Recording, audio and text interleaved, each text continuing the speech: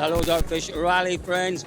Just about lunchtime on the opening day here at the Rally of Portugal. 4 stages this morning. Don't forget, we had 1 stage yesterday evening on the tarmac down by the sea. It was a spectacular start to the rally. 4 stages in the loop before coming to Arganil, the famous Arganil, for a remote service here. The first time we've seen a remote service here, it's normally just a tyre fitting zone. Now, it didn't take long until we saw a bit of drama and poor young Martin Sesks. It was a tough start for him. 2 kilometres into the opening stage and he picked up a puncture. It can happen to anyone. A big rock, couldn't avoid it, pulled out into the road and Sesks had to deal with that.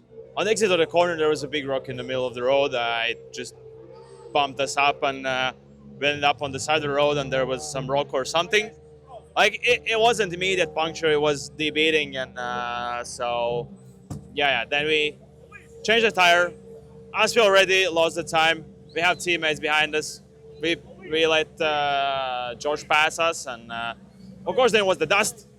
But yeah, we already lost the time, so it doesn't count that badly. But then of course from there we are taking it even more steadier for the first loop. Now second loop ahead, and let's see. And it wasn't just Martins who had issues in the opening stage. Thierry Neuville really trying to ignite his season here in Portugal. Well, the opening stage this morning didn't go his way either. A little half spin for him, dropping time to the boys in front. Touched a bit the bank and it spun me around, so I lost roughly 8 seconds. Very important seconds in the fight for any good result here. So we can see it's a very intense battle. We got a bit more speed, but unfortunately not the speed we are looking for. Is it only road position or what is missing? I don't know, because we've seen strange gaps throughout the stages, and I felt like my driving overall was pretty good. As they came into service, who was the man that led? Well, it was Tänak. But leading at this point is a good start. Honestly, I haven't seen any times after the last 2 stages, but I can say the first 2 were actually quite good. I enjoyed myself and the car was working fine, so we had a good rhythm. But the last 2, okay, the profile of the road changed a bit, also the conditions, but in some reason we struggled a lot. The balance shifted quite a lot to understeer in some reason, and we couldn't understand really what to do with the setup. So yeah, but it was also very busy between the stages, and now we are back to a short service, so hopefully we can improve a bit. So Tanak feeling really strong out in the stages, but a good morning for Tanak. A strong morning for Hyundai, because chasing Tanak down is his teammate Adrian Formeau. What is the difference between the 2 of them?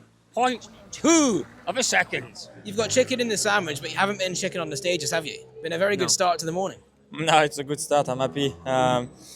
It's positive. We have the pace. I was not so confident after the shakedown, but we made few passes to improve the car, and I'm happy with the balance with this morning. So it's really positive. But again, Portugal Rally is long. Today is a long day. We did only 3 stages. Imagine there was still 6 stages to do again.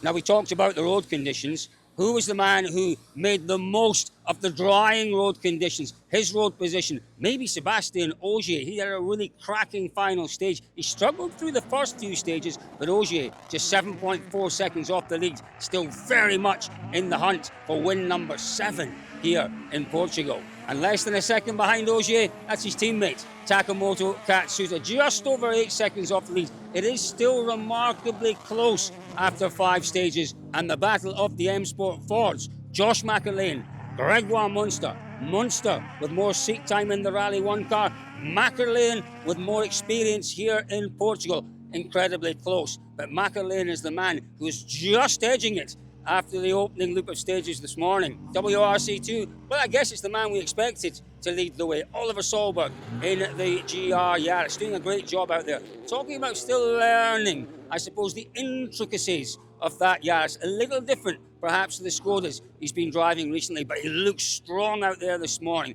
All very much in control for Oliver Solberg. So plenty more to come here today. It's an enormously long day. We still have 6 stages ahead of us. They're back here for a second remote service after the next loop of 3, and then the long road back to Porto. Lots more to come, folks. Don't forget, in between stages, you're not following on the computer, if you're not, press that button there. That's our new onboard YouTube channel. Make sure you have a look at that, subscribe. Plenty more fabulous onboards to be added over the coming weeks, months, and years. So, folks, we're heading back out into the stages. Oh, what might we expect this afternoon? I think there could be a bit of drama.